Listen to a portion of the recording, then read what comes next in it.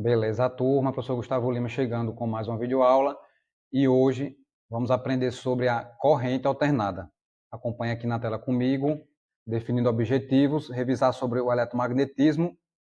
Para uma boa compreensão da corrente alternada é importante ter conceitos de eletromagnetismo bem consolidados e na sequência vamos aprender de fato sobre a corrente alternada, a sua origem e seus parâmetros, tensões, frequências e períodos. Iniciando a revisão pelo campo magnético, o ímã natural tem a propriedade de atrair pedaços de ferro. Esse ímã natural que é mencionado se trata do mineral chamado magnetita, que ao seu redor se estabelece um campo magnético, com a propriedade de atrair materiais ferrosos. Essa força de atração é devido ao campo magnético ao redor desse ímã, no caso, inicialmente do ímã natural, mas com o desenvolvimento de materiais, os ímãs passaram a ser produzidos artificialmente. Trata-se da região do espaço onde uma força age sobre um corpo magnético. São essas as definições. Aqui, na figura da esquerda, temos a representação de um ímã, no formato de um paralelepípedo, S de sul e N de norte, e essas linhas que saem do norte e vão para o sul são as linhas de campo magnético. Aqui na direita, uma barra de ímã, também com sul e norte, e acrescido ao redor dessa barra, limalha de ferro. Para quê? Para que essa limalha se alinhe com a linha de campo magnético e a gente consiga visualizar essas linhas, uma vez que são linhas de força invisíveis. Ainda sobre o campo magnético, a força de interação entre dois ímãs pode ser de atração ou repulsão. Aqui na esquerda é uma barra só de ímã, onde as linhas do norte saem e chegam no sul. O que acontece se eu junto, aqui na figura da direita, um ímã com o norte de um lado e o sul de outro ímã do outro lado? Ocorre a atração. As linhas que saem do norte vão atrair as linhas que chegam no sul. E mais à direita aqui dois ímãs com os lados norte apontados um para o outro. Com isso, as linhas que saem não permitem que os ímãs se encostem. Aí aqui temos polos magnéticos diferentes se atraem e polos magnéticos iguais se repelem. Isso foi comentado anteriormente, mas aqui a gente apresenta uma proposta de experimento. Você tem um teto e dois ímãs acoplados ao teto por meio de cordas. Se eu tiver o norte apontando para um sul, esses ímãs vão se atrair. Já aqui na direita, o mesmo experimento. Se eu colocar o norte com o norte, eles vão se atrair e as cordas vão se afastar. Aqui chegamos no eletromagnetismo. Os fenômenos magnéticos levaram diversos cientistas a se aprofundarem no seu estudo por meio de experimentos. Um grande cientista dessa área foi o Michael Faraday, aquele que estudamos nos capacitores. Os capacitores levam o seu nome na unidade. A descoberta mais notável foi de que os fenômenos elétricos e magnéticos atuam sempre juntos, dando início ao estudo do eletromagnetismo. O campo magnético criado por corrente elétrica é a primeira situação que a gente precisa ter um bom entendimento. Sempre que uma corrente passar por um condutor, será produzido um campo magnético ao redor desse condutor. Aqui na esquerda temos duas representações, onde eu passo o mouse aqui, a corrente é igual a zero, de cima para baixo, e as agulhas das 4 bússolas apontam para a mesma direção. Que direção seria essa? A direção do campo magnético da Terra. E aqui na direita dessa primeira figura, a corrente passou para um valor diferente de zero. E no momento que isso acontece, vejam que as linhas de campo imaginárias distorcem a posição das agulhas, e as agulhas formam círculos ao redor desse condutor. Aqui na direita, a representação da regra da mão direita. Vejam que tem uma mãozinha direita aqui abraçando um condutor. O polegar aponta para o sentido da corrente e os 4 dedos indicadores apontam para o sentido das linhas de campo magnético. Tranquilo? Show de bola? E agora entramos em 3 situações chamadas de corrente elétrica criada por campo magnético. Seria a situação inversa a da anterior. Lá atrás vimos que a corrente produz um campo, agora veremos que o campo também pode produzir corrente. Na primeira situação, qual é a definição? Um condutor parado, imerso em um campo magnético constante, não sofre nenhum efeito. Como é que podemos visualizar isso? Lembrar da simulação lá do PET colorado. Acompanha aqui, ó. Eu tenho o ímã parado. Como é que eu sei que ele está parado mesmo sendo um print? RPM igual a zero. E o condutor também está parado. Nessa situação, não temos a produção de tensão induzida nem corrente induzida. Seguindo em frente, corrente elétrica criada por campo magnético, segunda situação. Qual a definição? Se o condutor se movimentar dentro desse campo magnético B, surge nele uma tensão induzida V' e uma corrente induzida I'. Como é que a gente vai observar isso com prints de tela? Imaginando o que está acontecendo aqui na figura. O condutor está em movimento em relação a essa barra. A barra de ímã está parada e o condutor conectado a uma lâmpada está passando pela barra. No início da barra, eu tenho aqui uma tensão induzida provocando o brilho da lâmpada e na próxima tela o condutor se afastou um pouco da situação anterior, mas continua com o brilho funcionando. Enquanto esse condutor estiver em movimento sobre a barra de ímã, teremos tensão induzida V' e corrente induzida I'. Tranquilo? Vamos para a terceira e última situação de corrente sendo criada por campo magnético. Qual seria ela? Se o condutor estiver parado, mas o campo magnético for variável, o mesmo fenômeno pode ser observado. Qual? Tensão e corrente induzidas.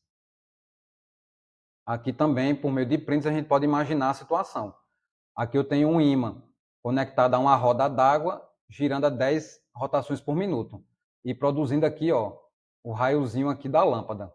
Já aqui na direita, a velocidade foi alterada para 22,4 rotações por minuto. Maior variação de velocidade ou variação de movimento provoca o quê? Uma tensão induzida maior. Como é que a gente comprova visualmente isso? Pelo tamanhozinho aqui do raio da luz. Dessa maneira, o ímã em movimento produz tensão induzida e corrente induzida. Visto isso, a gente entra no assunto de corrente alternada. Por quê? Porque a corrente alternada é obtida pelo movimento ou de um condutor num campo constante ou um campo variável se movimentando próximo de um condutor parado.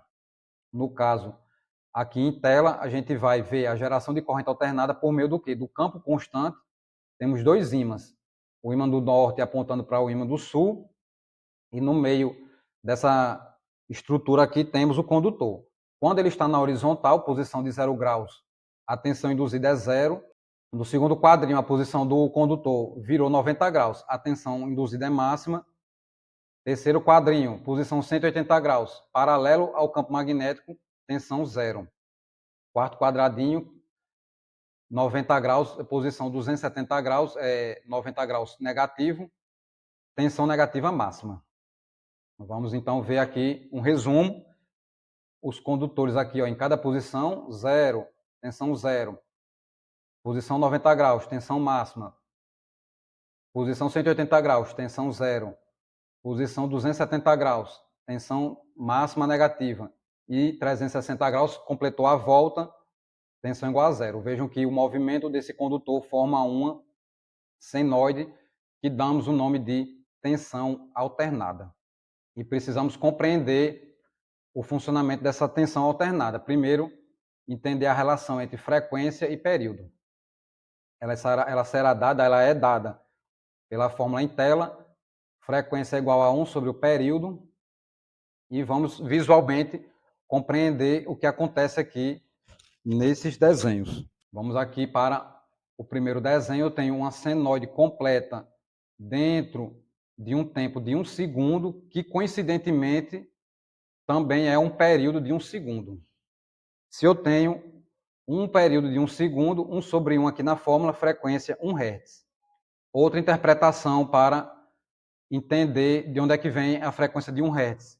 É todo o sinal completo dentro de 1 segundo. Ah, professor, não ficou claro. Vamos para o próximo para tentar clarear. Vamos acompanhar aqui quantos pedaços de onda eu tenho dentro de um segundo. Ó, aqui, ó. Estou no zero. Subiu, desceu, desceu e subiu de novo. Uma onda completa, subiu, desceu. Duas ondas completas. E aqui só subiu e terminou no zero. Metade de onda completa. Dentro de um segundo, 2 ondas e meia, eu tenho 2,5 Hz. O que vem a ser esse período de 0,4 segundos. É o que a fórmula nos informa, mas é também o tempo que leva para uma onda completar seu ciclo. Então, começou aqui no zero, subiu, voltou para o zero, desceu para o negativo e voltou para o zero, completou uma onda. Quanto tempo levou? 0,4 segundos. Professor, eu quero mais um exemplo. Próximo exemplo. Tempo de um segundo. Quantas ondas completas? 2 Hz. Período dessa onda. Vou olhar o tempo que levou para uma onda se completar. Meio período ou meio segundo. Por quê? Porque ele está na metade de um segundo. E exercício. Vamos acompanhar o exercício. Como determinar o valor de um período em uma onda? Aí eu tenho várias possibilidades. Eu posso começar nesse zero aqui, sabendo que isso aqui é um pico, e movimentar até o próximo pico, é uma possibilidade. Ou como essa daqui descrita, de um zero até o próximo zero, e fazer 25 milissegundos menos 5 milissegundos. Ou eu posso fazer a distância entre dois vales. Mas a gente vai pelo que está destacado aqui, 25 menos 5, 20 milissegundos. E qual a frequência? 1 sobre período. Substitui os 20 milissegundos em segundos, 0,020, o que nos dá 50 Hz. Tentem compreender o funcionamento disso aqui. Em um segundo, a senoide se repete 50 vezes. E aqui a gente precisa de um pouco de paciência e de atenção, que é para diferenciar as várias amplitudes que a gente tem em um sinal senoidal.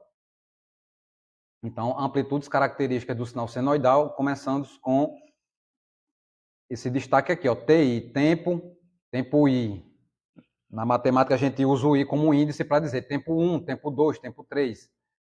Qual é a consequência desse tempo I? É que ele vai fornecer uma tensão V em função do tempo. Por que a gente precisa saber disso? Porque cada ponto da senoide é uma tensão diferente. Não é mais como na tensão da pilha, que eu coloco lá no multímetro e consigo ler 9 volts, a pilha 1,5, bateria 9 volts. E aqui não, a gente tem várias tensões ao longo do tempo. E para calcular essa tensão, utilizando o tempo I, precisaremos dessa fórmula aqui embaixo. V de T é igual a V de pico, está aqui em cima, ó, V de pico vezes o seno, é uma senoide, precisa da função seno lá da trigonometria. Qual é o argumento desse seno? 2 vezes o π vezes a frequência vezes o tempo. Que tempo? O tempo aqui no gráfico. Próximo sinal importante, parâmetro importante, V de pico. O valor máximo ou valor de pico, tensão de pico, pode ser positivo, como esses dois aqui de cima, ou pode ser negativo. Os de cima, os máximos positivos são chamados de pico, e os máximos negativos pode ser chamado de vale. Então, a amplitude máxima pode ser positiva ou negativa, que o sinal possui. Depois, V de pico a pico, valor de pico a pico, é a distância entre o máximo positivo até o máximo negativo. Amplitude total entre os dois pontos máximos, positivo e negativo. Próximo parâmetro importante diz respeito, cadê? Apareceu, tensão eficaz ou tensão RMS. Calma que a gente vai dar mais detalhes durante a aula, mas inicialmente o que a gente tem que saber, tensão root mean square, é a tensão, é o valor quadrático médio. A gente tem como a senoide valores que mudam com o tempo, e isso seria inconveniente para as aulas práticas, porque os instrumentos ficariam mudando de valor na tela o tempo todo. O que é que se fez? O que é que se estudou e se descobriu? Que existe uma relação matemática chamada de valor eficaz, onde eu encontro um equivalente constante para esse sinal alternado. Como é que a gente calcula isso? Utilizando esse valor aqui da esquerda. Se eu pegar o valor de pico e multiplicar por 0,020, 707, eu tenho uma representação equivalente constante desse sinal alternado. Isso é obtido por meio de aquecimento de resistências, que será explicado oportunamente. Mas, para agora, o que a gente tem que entender é que o sinal senoidal pode ser representado por um valor equivalente constante. E o que quer dizer valor eficaz? Ele é calculado com base no valor de pico da senoide. Com a aula presencial, a gente dará mais detalhes. E aqui alguns exercícios, iniciando agora com dois gráficos, o da esquerda, gráficos de corrente 12 mA e o da direita 12 mA de corrente de pico ou valor de pico. O que muda de um gráfico para o outro? A frequência. Nesse caso aqui da esquerda eu tenho uma onda completa em 1 segundo e no gráfico da direita 2 ondas completas em 1 segundo. Dessa maneira, na esquerda eu tenho 1 Hz e na direita 2 Hz. O que essa questão quer mostrar? Ou descobrir? Quer descobrir se existe relação entre tensão eficaz e frequência. Vamos analisar. Tensão de pico na esquerda, 12 mA. Ou, não, valor de pico. Valor eficaz, 0,707 de 12 mA. Qual o valor? Resultado, 8,484 mA. Já na direita, valor de pico, 12 mA. Valor eficaz, 8,484 mA. Conclusão, frequência não muda valor eficaz. Vamos seguindo aqui com outro exemplo, agora de cálculo de valor eficaz. Se eu tenho o valor de pico fornecido, como eu calculo o valor eficaz? Por meio dessa expressão aqui da direita. 0,707 do valor de pico. Basta jogar aqui o valor de pico, 169,7 e calcular. Qual é o valor de pico? 169,7 volts. Valor eficaz, substitui, resultado, 120 volts. E se eu tiver o contrário, se eu fornecer o valor eficaz de 220, de quanto será o valor de pico? Basta fazer uma manipulação matemática da fórmula anterior, que a gente encontra que o valor de pico é 1,414 do valor eficaz. Se meu valor eficaz é 220, para encontrar o valor de pico desse gráfico aqui em tela, basta multiplicar por 1,414, o que resulta em 311,08 volts. Beleza? Dúvidas? Então a gente chega ao final do vídeo resumindo que a gente teve que revisar sobre o eletromagnetismo, toda aquela parte de ímã, campo magnético criado por corrente, corrente criada por campo magnético, e depois aprendemos sobre a corrente alternada, que é uma senoide, possui frequência e período e várias amplitudes em seu sinal. Valor de pico a pico, valor eficaz, etc. Aqui eu deixo meu contato para as dúvidas. Pode escrever no mural do Google Sala de Aula ou mandar por e-mail. Fico por aqui, até a próxima, um forte abraço.